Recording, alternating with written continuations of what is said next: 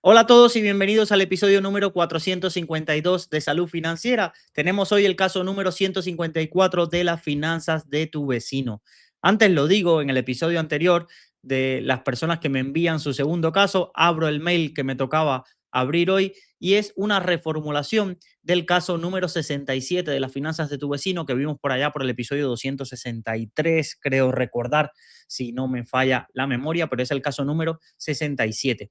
Teníamos un vecino que tenía una cartera 100% de renta variable de Indexa Capital y estaba buscando crearse una cartera por su cuenta complementaria a esa parte que tenía en renta variable con Indexa. Pero bueno, vamos a contarnos hoy porque he decidido hacer el caso, me lo planteé mucho acerca de si lo hacía o no, si le respondía en privado y no lo grababa, pero nos aporta datos sobre dos caminos que él ha tomado. Él nos lo va a contar, pero ha recurrido a los servicios de un agente financiero de Mafre y también a los servicios de Mi Capital. Y veamos y veremos en este episodio las carteras que le han recomendado y sus particularidades. Así que, sin más dilación, vamos a comenzar y vamos a ver qué nos cuenta este vecino hoy. Dice, ya te he escrito un par de veces anteriormente y como siempre me ha respondido muy amablemente, he decidido compartir cierta información que puede ser de tu interés.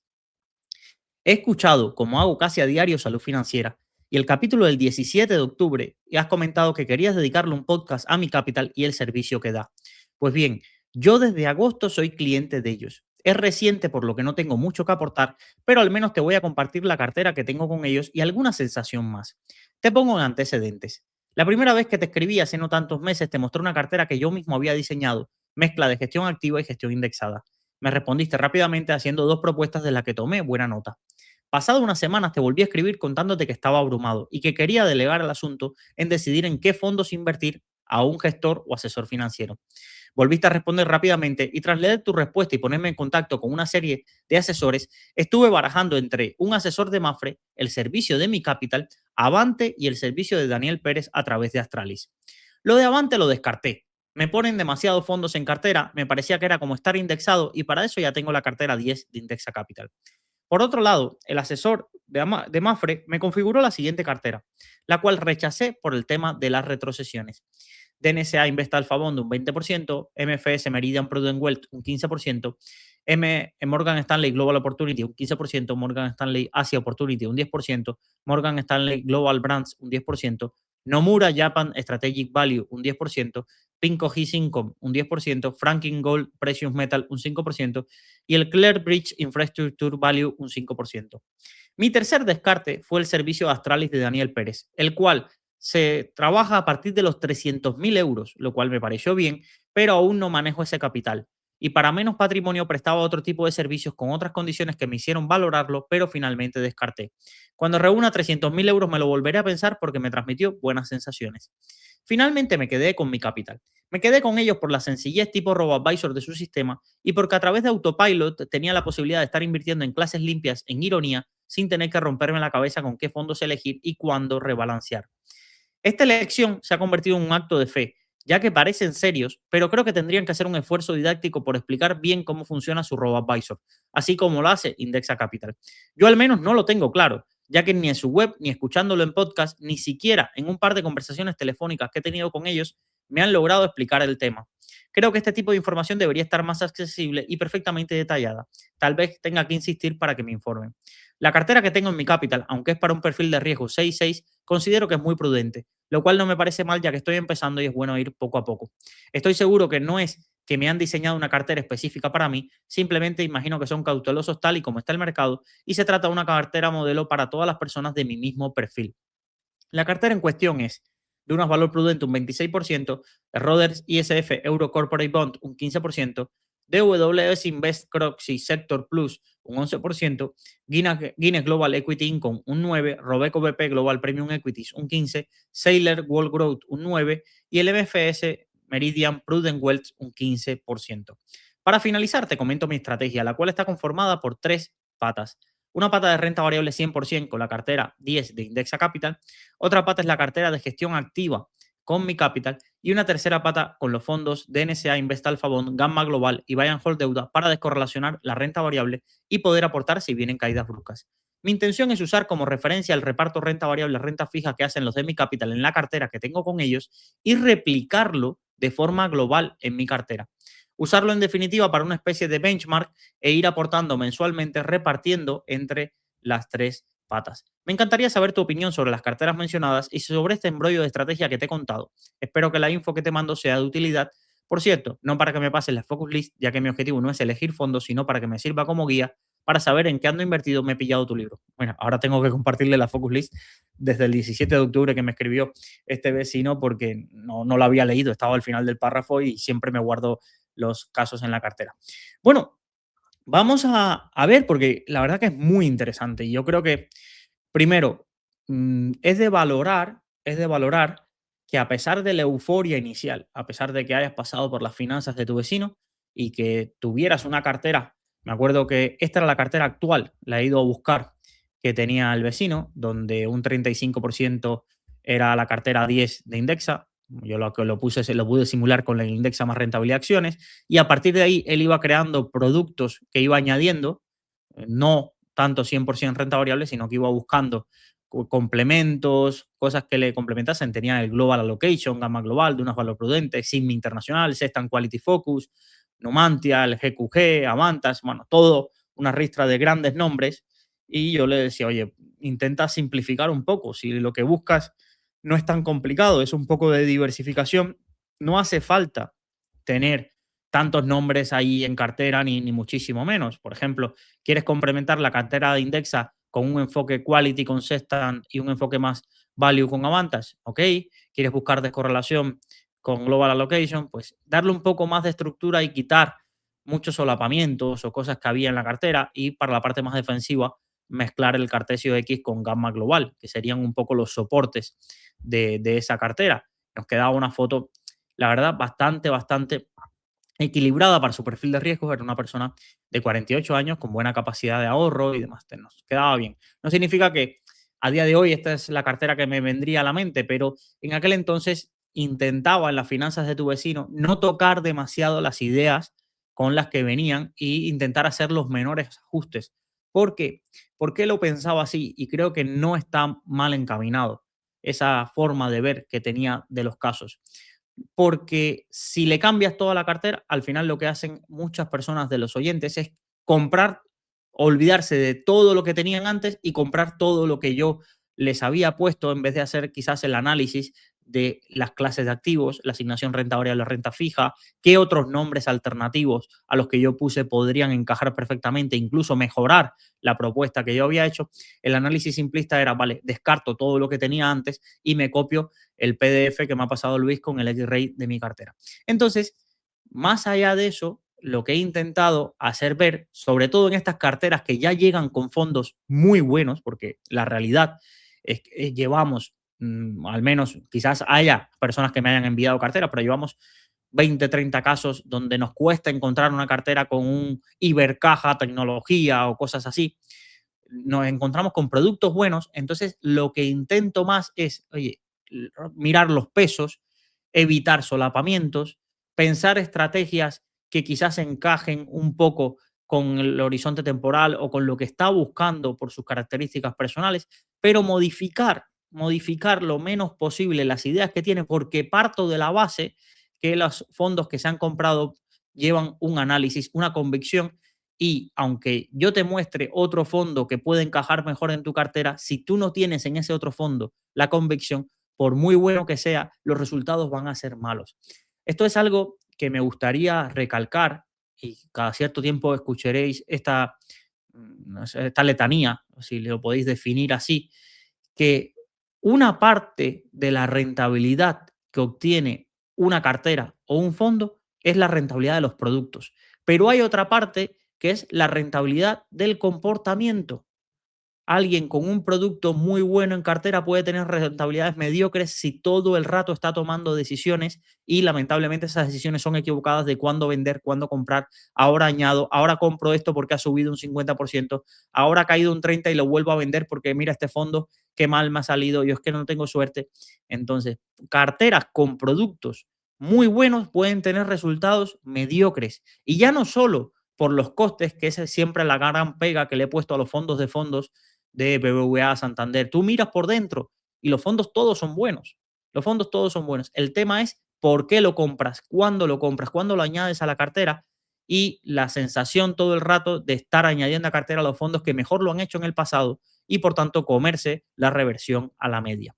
Esta parte ya solo por esto me compensa haber hecho el episodio de hoy porque era algo que a veces salgo a caminar y digo, esto lo tengo que seguir recalcando, de que muchas veces se hacen rankings de rentabilidades de fondos muy buenos y la verdad que hay que agradecer a los usuarios que se dedican a hacer estas recopilaciones, a Alex Salamanca con sus fondos monetarios y fondos de renta fija a corto plazo, a Kilem con la comparativa que podéis encontrar en Más Dividendos que actualiza trimestralmente, ya tiene creo, más de 100 fondos de calidad que actualizar los datos, aunque sea automático, siempre no sabéis el trabajo que genera un Excel de ese estilo por las personas que te escriben, las personas que intentan descargarse el Excel y no hacen una copia, sino que te piden permisos y te llenan el mail. Lo sé por la Focus List. Entonces, a veces veo, por ejemplo, el Excel de DAL Investor de fondos indexados y ETFs, gente que lo ha hecho para compartir y que no te pide nada a cambio, ni siquiera tienen.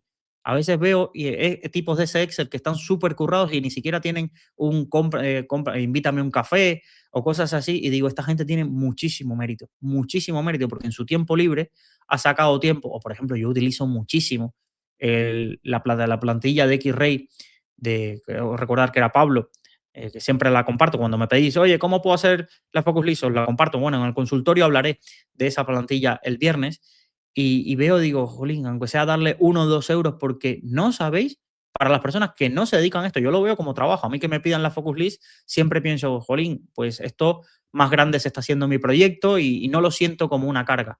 Pero hay personas que llevan estos Excels gratuitamente, que ayudan a un montón de personas y a veces siento que no tienen el reconocimiento que toca o lo que debería ser. Siempre valoremos que lo gratuito hay que agradecerlo.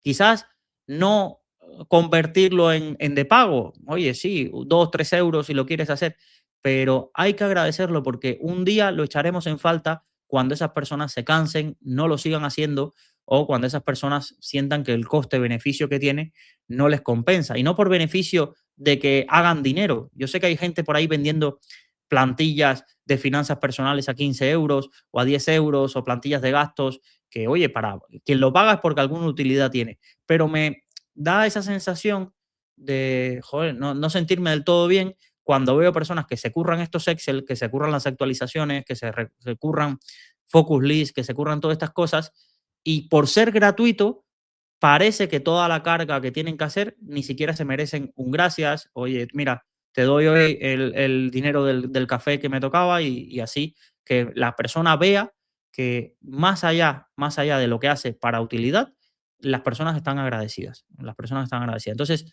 cuando veáis a alguien que haga contenido gratuito de calidad, de verdad, regalarle un like, regalarle un comentario, que parece que a veces molesta que dice, ay, de verdad, no, oye, pero un gracias. Nunca sabes en qué condiciones ese día ese oyente hizo el esfuerzo de contestarte, ese divulgador hizo el esfuerzo de darte acceso a su Excel o el esfuerzo de actualizar una plantilla. Nunca sabemos qué hay detrás de la fachada ni cuántas horas le ha costado. Hay días, y yo lo reconozco, por ejemplo, esta semana he escrito la guía para un inversor indexado que vimos en el episodio del lunes y de verdad estuve 7 horas escribiendo ese artículo. Alguien puede decir, Luis, eso te lo hace la inteligencia artificial en un momento ya, y la inteligencia artificial en un momento también hace artículos que cualquiera puede hacer. El tomarte el momento para hacerlo, para revisar cada cosa, para volverlo, pasárselo a mi mujer para que se lo lea y me ponga comas en algunos sitios porque yo no escribo, yo escribo como pienso, entonces no pongo comas en ningún lado y eso imagino que vosotros lo habéis sufrido. Creo que muchas veces no se ve y a veces leemos el artículo, por ejemplo, el artículo tiene como 3.000 visitas y 60 likes. Y yo agradezco a esos 60 personas, pero a veces digo, ¿y las otras personas que lo han leído valorarán el esfuerzo que hay para lograr hacer un contenido así? ¿Valorarán ese esfuerzo? Imagino que sí, porque si siguen volviendo a leer es agradable, pero ese oyente silencioso de podcast, ese lector silencioso de podcast, muchas veces solo aparece el día que el divulgador se cansa. Y a veces, y yo cuando he vivido, era moderador de foros, y me acuerdo cuando se fue Moclano de Rankia y la cantidad de gente que apareció a escribirle, no, te agradecemos, ojalá vuelvas, ojalá te compenses, si te vas a otro sitio avísanos. Y yo digo, chico, y esto antes no lo podíamos hacer.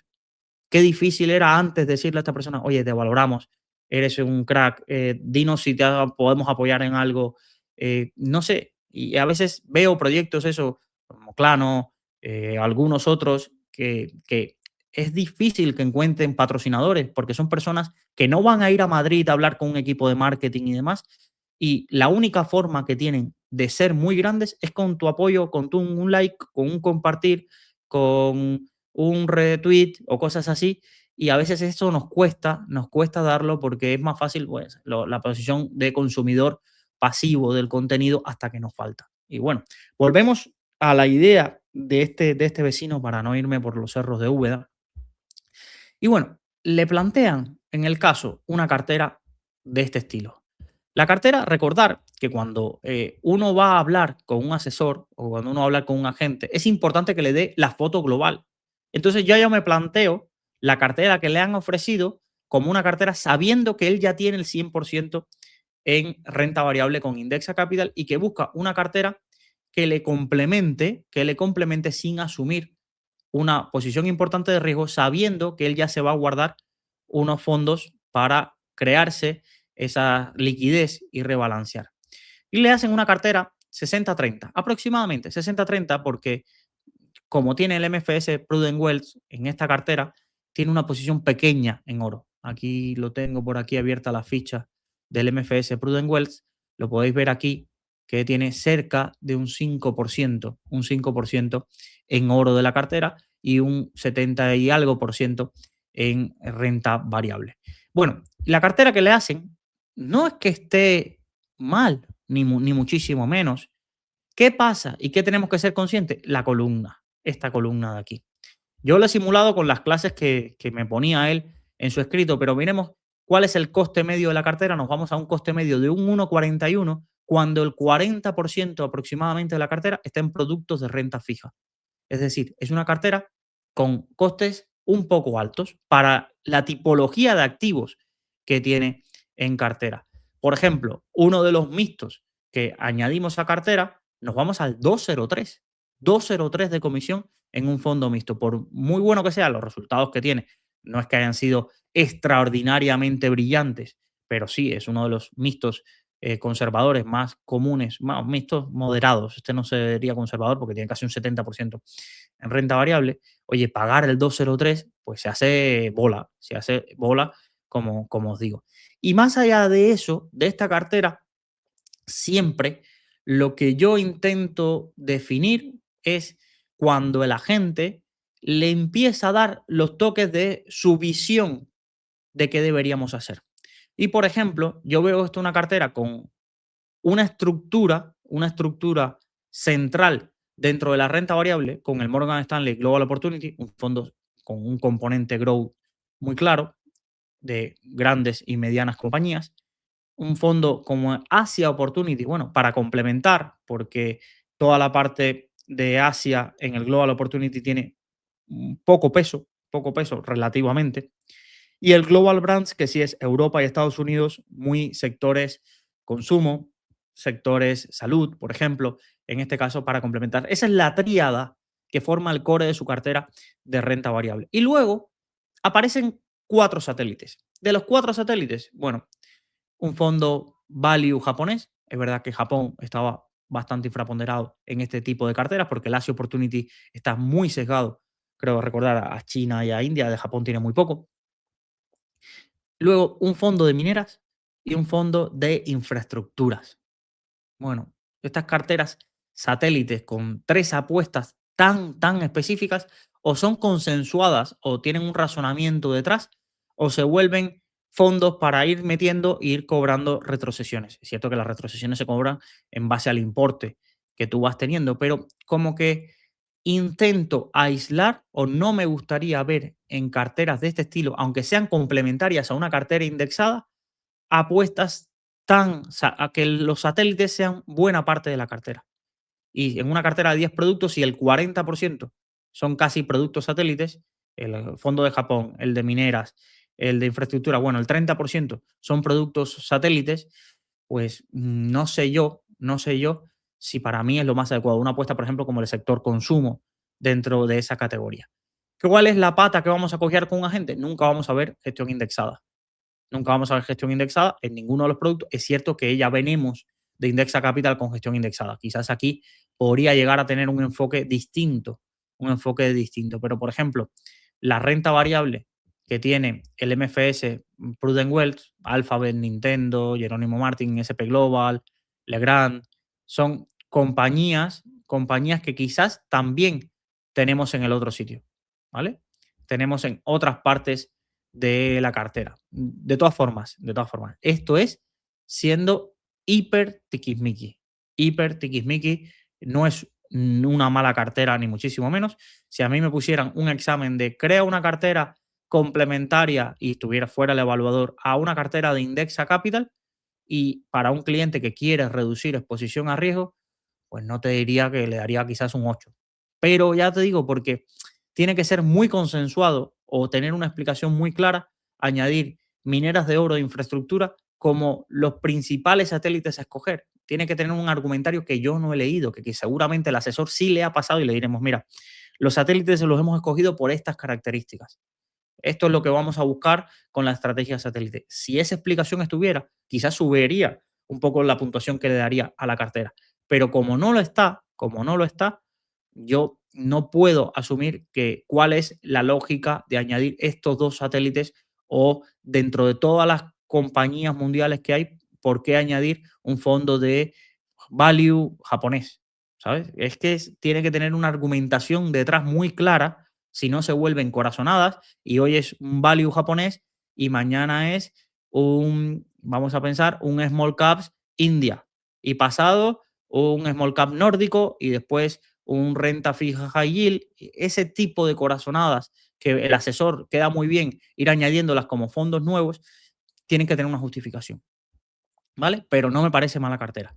Mira, no, Dani no le pasó ninguna cartera a modelo, que también podríamos haber comparado con la misma. Una de las dudas que tenía, por ejemplo, era comparar los tres productos de Morgan Stanley para ver si realmente había mucha diferencia.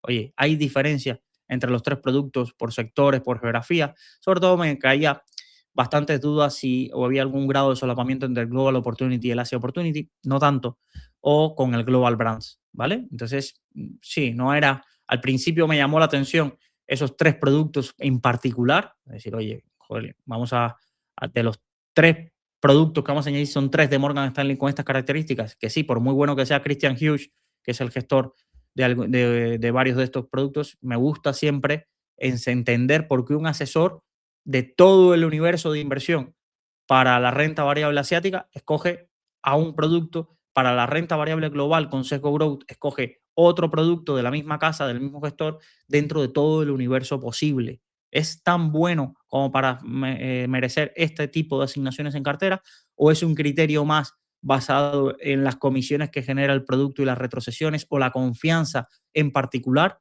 la convicción que tiene el asesor en ese gestor y no en otras alternativas? Mirar todo el debate de la conversación que puede girar con tu asesor o tu gestor a la hora de analizar este tipo de carteras.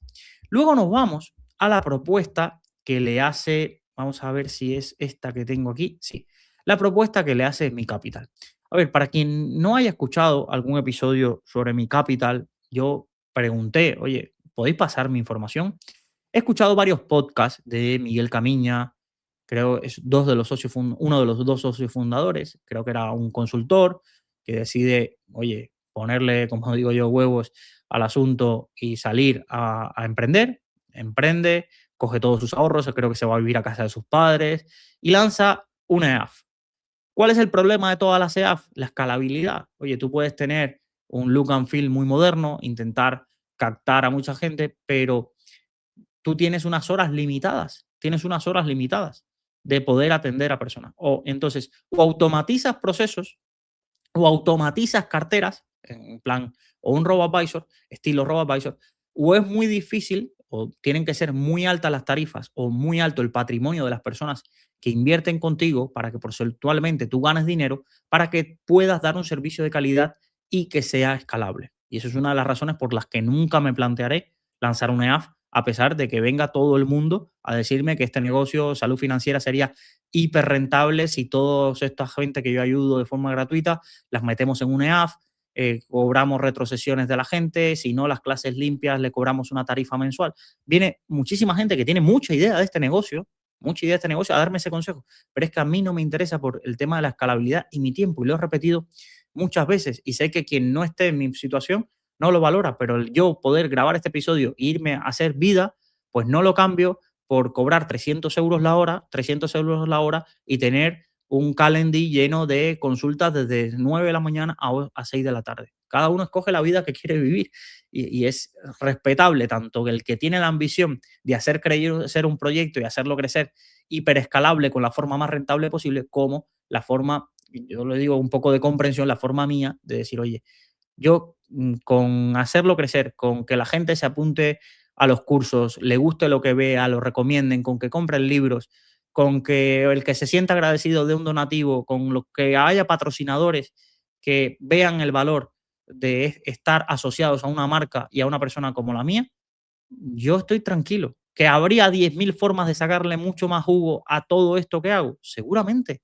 Y habría gente que con la audiencia que tengo ya habría, y un buen equipo de marketing, ya estarían viviendo en Andorra. Seguramente, seguramente. Y tenemos muchísimos ejemplos en el ámbito de la divulgación financiera de personas que exprimen hasta el último céntimo su época de popularidad y dan el salto y tienen acuerdos de decenas de miles de euros con MyInvestor, con Indexa, con cosas así. Pero yo he elegido otro camino que, pues por ahora, me va bastante tranquilo, esa es la palabra, me va bastante tranquilo. Duermo por las noches y cada vez empiezo a preocuparme menos de si puedo pagar esta factura o si me viene un cargo. No es que pueda dormir así tranquilo, porque evidentemente cualquiera que sea autónomo sabe que la gestión de las finanzas personales es compleja y más cuando te llegan cargos y ahora que vas a tener un peque, siempre tienes la incertidumbre de si la gente mañana comprará libros, si mañana gente mañana seguirá motivada a hacerte un donativo o a apuntarse a un curso, o si habrá alguien que quiera patrocinar, pero bueno, es así. Volviendo a mi capital, su modelo tiene mucho de llamativo, porque ha dicho, oye, las personas en España no van a los asesores financieros porque los asesores financieros son caros. Y ellos intentaron disrumpir esto diciendo, mira, nosotros te vamos a crear una cartera adecuada a tu perfil. Lo de individualizada, que lo escriben por ahí, no, estamos pensando en qué es lo mejor para ti, de verdad. Esto hay que ser sincero con la vida y yo creo que el usuario se lo huele. Esta cartera es la misma para un grupo de gente y las recomendaciones son iguales para todo el grupo de gente. Y no entiendo esa necesidad de hacerle pensar a la gente de que fulanito está pendiente de lo que te pasa a ti y que tiene 1.000 clientes o hay 2.000 clientes de mi capital y que cada uno recibe un servicio personalizado. No tiene sentido, no tiene sentido y es poco creíble y además me preocuparía qué servicio le pueden dar un equipo de 4 o 5 personas a 1.000, 2.000 clientes en este sentido. Entonces, su modelo es muy interesante porque ellos te dicen que solo te van a cobrar en los meses que tú tengas rentabilidades positivas. Además, tú no te tienes que abrir cuenta con ellos. Bueno, te tienes que abrir cuenta con ellos para contratar el servicio de asesoramiento, son una EAF regulada. Esto es importante. Aquí no estamos hablando de los pitrufos estos que vimos en el consultorio del viernes. No, no, aquí hablamos de una entidad seria, regulada, supervisada por la CNMV.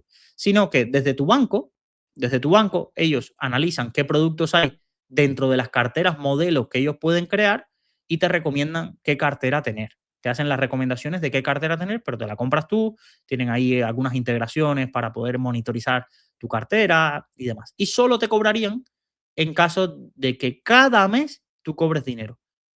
2,5 euros por cada 1.000 euros que tengas invertidos con ellos, un máximo de 25 euros al mes. ¿Cuál es alguna de las quejas que hemos visto acerca de clientes de Mi Capital? Que el horizonte temporal de ganar dinero se resuelve al mes. Yo esto no lo puedo comprobar, me lo ha dicho un oyente, ¿vale? Que si no es así, alguien decirlo. Es decir, porque, por entendernos, si mi cartera cae un 10% en marzo, no pago. Si mi cartera sube un 5% en abril, pagaría, aunque mi cartera siga por debajo del máximo anterior. ¿Vale? Eso es lo que me dijo un oyente que no le acababa de encajar mucho del servicio de Mi Capital. Otro oyente me decía, cuando pregunté, me decía, es que haces muchos cambios. Es que acostumbrado a las carteras de los RoboAdvisor que llevan prácticamente igual los últimos 10 años y solo son cambios cuando aparece algún producto que pueda aportar más diversificación o un producto más barato, en este caso siento que estamos todo el rato cambiando y buscando un poco ese sesgo momentum. No hay mineras de oro, pues le metemos mineras de oro. O no hay esto, vamos añadiendo productos de este estilo. Yo eso no lo puedo comprobar porque no tengo un track record. No hay en ningún sitio. No es como Indexa Capital, que puedes ver el historial de cambios de las carteras o puedes ver cuál es las rentabilidades históricas de las carteras. Aquí no vemos en ningún sitio eso. No hay carteras modelo con rentabilidades, no hay nada de ese estilo y no sabemos el histórico de cambios ni el argumentario. De todas formas, ellos a mí no me tienen que dar esas explicaciones, se las tendrían que dar a los clientes y por tanto argumentar por qué queremos cambiar y son los clientes los que deberían aprobar o no ese tipo de cambios en las carteras. Luego han sacado este servicio de autopilot, que es inversión automatizada y sin las comisiones del banco, que es lo que él comenta a mí, el vecino, que va a hacer vía Ironía. Entiendo que tienen una conexión por API, que pueden acceder a las clases limpias de Ironía y ahí hacerte tu cartera en formato autopilot. Pero igual, yo he estado intentando leer, entender cómo funciona, cuál es la parte automatizada, cuál es la parte humana en la gestión discrecional de carteras y no me ha quedado muy claro. No me ha quedado nada claro. Si alguien ha visto una entrevista o un canal de YouTube, vean que lo expliquen muy bien, dejarlo en las notas del episodio porque de verdad a mí me interesa que este tipo de proyectos salgan adelante. Me interesa porque creo que hay muchísimas personas que no se pueden pagar un servicio de asesoramiento financiero y que al menos esta es una alternativa donde hay cierto, vamos a llamarla así, cierta empatía con este tipo de perfiles. Aunque tengo que aclarar que para poder hablar con tu asesor no tienes el servicio de 2,5 euros al mes por cada 1.000 euros de inversión. Es a 400 euros al año. 400 euros al año, un cobro de una vez que te incluiría un Skype personal con tu asesor, ¿vale? ¿Cuál es un poco la trayectoria profesional del asesor? ¿Cuáles son sus conocimientos? Si vemos aquí en Sobre Nosotros, vamos a ver al equipo para que veáis un poco cuál es actualmente. Tener un director creativo, un tech lead, vale, pero ¿quiénes son los asesores? ¿Quiénes son los asesores? Un director de marketing, una jefa de prensa, alguien de comunicación. Y yo digo, vale, ¿quién es el asesor? Miguel, vale, Borja. Esas son las cosas que veis en este tipo. Vale, yo quiero pagar 400 euros, pero ¿con quién voy a hablar? Yo entiendo muchos clientes de Nestep que pagan la tarifa más cara porque quiero hablar con Víctor o quiero hablar con alguien del equipo de Víctor que veo que lleva 20 años en no sé qué. Bueno, a mí me pueden parecer mal o bien las tarifas o un poco siempre el sesgo, algunos sesgos o vamos a llamarlo así, benchmark creativos que utilizan el servicio de Nestep. Pero ahí nadie puede tachar o no dejar de reconocer la trayectoria profesional de Víctor Alba González y demás. Entonces, esto es subjetivismos, ¿vale? Pero aquí una de las cosas que veo es esta. Voy a pagar 400 euros y ¿quién va a hablar conmigo? ¿Qué expertise tiene como selector de fondos? ¿Cuál es su experiencia? ¿Cuál es el tiempo que me puede dedicar? Pues estas cosas son las que veo. De todas formas, la cartera que le han creado a nuestro oyente, para mí, está bastante bien. Para mí está bastante bien. ¿Cuáles los matices? Los matices que yo me plantearía, los matices que yo me plantearía es esta cartera con el enfoque que tiene, si es la 6.6, es decir, la más arriesgada que tienen para todos los clientes, pues me cuesta verla. 54 acciones, 35 renta fija, pero es que dentro del 35 nos vamos al Dunas Valor Prudente. Nos vamos a un fondo de renta fija corporativa euro, sin asumir riesgo de divisa ni nada por el estilo. En renta variable nos vamos muy al sesgo grandes y medianas compañías europeas y norteamericanas, sin cero presencia en Asia, cero presencia en small caps. Esa es la cartera 6.6. No sé yo si me acaba de encajar. En rentabilidades a 3 años anualizados 3%, 6%, el mejor periodo anualizado 8,67, el peor periodo un 5,14, caídas cercanas al 10%. Pero más allá de eso, volatilidad muy baja. Yo el punto que me planteo es esta cartera o no es la más arriesgada y yo desconozco si es funcionamiento de mi capital o el oyente nos dice, bueno, es la cartera 6.6, pero la han adaptado un poco a mis características que tengo el 100%, lo cual, sinceramente, de verdad, dudo. o veo un componente muy marcado, de market timing. Y eso me preocuparía aún más. A veces el oyente dice, no, es que viendo las situaciones de mercado, me encanta que esta cartera sea muy prudente.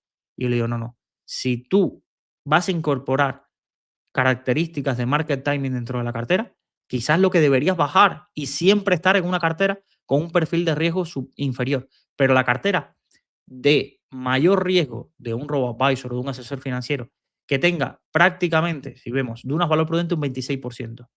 Luego un fondo de renta fija corporativa un 15%. Aquí ya nos vamos a un 40% de activos muy conservadores. Y luego el MFS Prudent Wealth también en cartera. Me da la sensación de que por el camino, y además si no hay una estrategia de rebalanceo muy marcada, oye, tengo el Dunas, por si cae la cartera te vamos a hacer un rebalanceo, son cosas que desconocemos de cómo mentalmente tiene estructurado porque no tenemos información. Si a veces yo creo que una de las mejores cosas que siempre le diré a Indexa es que cada vez que tengo una duda voy a su blog y la encuentro. Oye, ¿y cuál es la política de rebalanceo? ¿Y por qué en las carteras habéis añadido esto y no? A veces abruma de tanta información que te encuentras en el blog. Pero aquí, para hacer selecciones de gestión activa, creo que muchas veces falta histórico de las carteras, rentabilidades, por qué esta asignación de activos, cuál ha sido la variación de asignación de activos histórica de esta cartera 66 para que tú puedas comprobar, oye, ¿qué posición tenían en 2022 cuando hubo esa gran caída? ¿La vieron venir? Y en 2020, ¿cuál era la composición? ¿Cuáles han sido los cambios? ¿Cuál ha sido la justificación? ¿Cuáles las entradas y las salidas?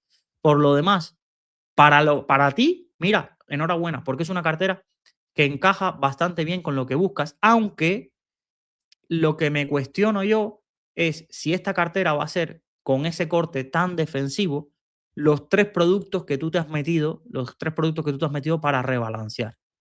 Y ahí es donde me entra la duda porque eso sí tiene que estar muy bien engrasado, esa mecánica, porque imagínate que tú vas a coger, tienes separado una parte de tu patrimonio que está en activos muy conservadores para hacer rebalanceos, pero luego en la cartera de gestión activa que te están gestionando también tienen activos conservadores para hacer rebalanceos. Llegas a un punto donde hay un coste de oportunidad muy alto para intentar prever un escenario que quizás nunca llegue, aunque puede ser que lo enfoques de otra manera.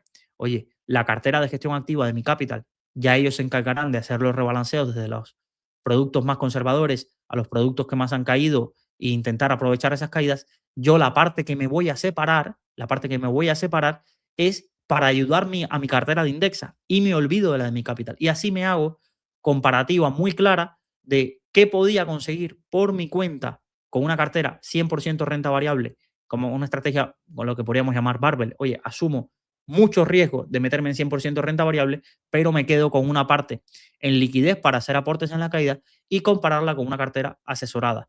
El comparar también no es para que estéis todos los años, ahora me quito mi capital y me voy a otro asesor, ahora me quito de aquí y me voy. Para nada, no va por ahí la idea. El comparar es para que entendáis cuánto aporta cada una de las decisiones que se toman. ¿Cuánto aportan? ¿Cuánto de rentabilidad añadida? Y para mi gusto, hacerlo, dar periodos de 3 años. Ya te comprometiste con mi capital. Oye, a no ser que de pronto veas que te estén metiendo aquí cosas que no tienen ningún sentido, pero no tienen sentido por asignación de activos. No, es que no tiene sentido porque es que me han añadido China y China va a caer o lo que sea. No, no. Que este tipo de cosas no iría por ahí. Me plantearía, me plantearía este tipo de ideas o de carteras complementarias de robo-advisor, asesor o robo-advisor, gestión por mi cuenta, robo-advisor, agente financiero. Lo haría como benchmark para ver si consiguen lo que buscan. Es decir, esta cartera sí, ya sabemos que va a tener poca volatilidad, pero logra capturar los mercados alcistas para hacer una cartera 6-6. Y este tipo de ideas serían las que me plantearía de este enfoque. Pues nada, ya os digo, cuando tengáis casos de estos de asesores financieros que os manden carteras con vuestro perfil, complementa muchísimo. Son capítulos que para mí me enriquecen porque me hacen ponerme o intentarme ponerme en la mente del asesor viendo la misma información que me habéis pasado vosotros. ¿Y cuál es el tipo de la cartera? Me gusta identificar sesgos y ya os digo, a medida que esta comunidad se hace más grande, tenemos más información. Aquí tenemos a alguien que nos ha dicho, oye, me ha gustado la cartera que me ha creado. Tenemos a otras personas que nos han dicho, hacen muchos cambios. Otras personas que nos han dicho, oye, la forma que nos cobran, quizás a mí me interesaría una comisión más alta porcentualmente sobre mi patrimonio, pero siempre que haya rentabilidades positivas y no que me estén cobrando y que yo esté perdiendo aún dinero en la cartera que tengo. Pues este tipo de ideas siempre van a ser positivas porque nos van a mejorar a la hora de ser críticos con los servicios que recibimos y saber también valorar cuando hay un servicio de calidad a la hora de componer nuestras carteras. Muchísimas gracias a todos y nos vemos en un próximo episodio de Salud Financiera.